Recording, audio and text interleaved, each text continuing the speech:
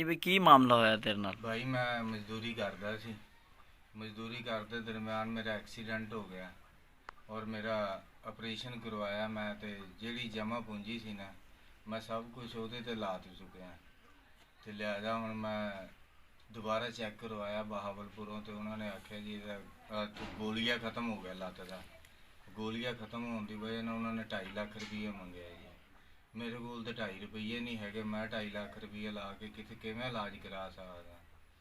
ਮੇਰੀ ਲਿਹਾਜ਼ਾ ਦਰਖਾਸਤ ਹੈ ਕਿ ਮੇਰਾ ਗੋਲੀਆ ਪਵਾਇਆ ਜਾਵੇ, ਮੇਰੀ ਠੀਕ ਹੋ ਜਾਏ ਲੱਤ ਮੇਰੀ। ਇਹਦੀ ਵਜ੍ਹਾ ਨਾਲ ਮੈਂ ਬਹੁਤ ਮਜਬੂਰ ਹਾਂ। ਮੇਰੀ ਬੇਗਮ ਖੁਦ ਕਿਸੇ ਦੇ ਘਰ ਮਜ਼ਦੂਰੀ ਕਰਕੇ ਬੱਚਿਆਂ ਦਾ ਪੇਟ ਪਾਲਦੀ ਹੈ, 2 ਬੱਚੇ ਨੇ ਮੇਰੇ। ਤੇ ਮੇਰੀ ਇਹੀ ਦਰਖਾਸਤ ਹੈ ਬਸ ਮੇਰਾ ਗੋਲੀਆ ਪਵਾਇਆ ਜਾਏ, ਮੈਂ ਆਪਣੇ ਬੱਚਿਆਂ ਨੂੰ ਰਿਜ਼ਕੇ ਹਲਾਲ ਕਰਕੇ ਦੁਬਾਰਾ ਖਵਾਵਾਂ।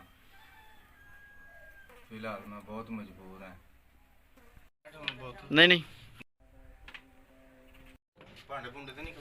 हाँ मैं हुकूमत के ये मुताबला करना कि मेरे बेटा जल्द मेरे बुदा जल्द से जल्द ऑपरेशन कर दे, जल्द मेरा अब्बू जल्दी ठीक हो जाए।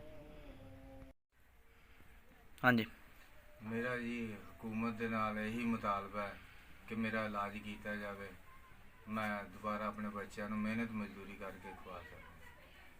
शुक्रिया। नहीं नहीं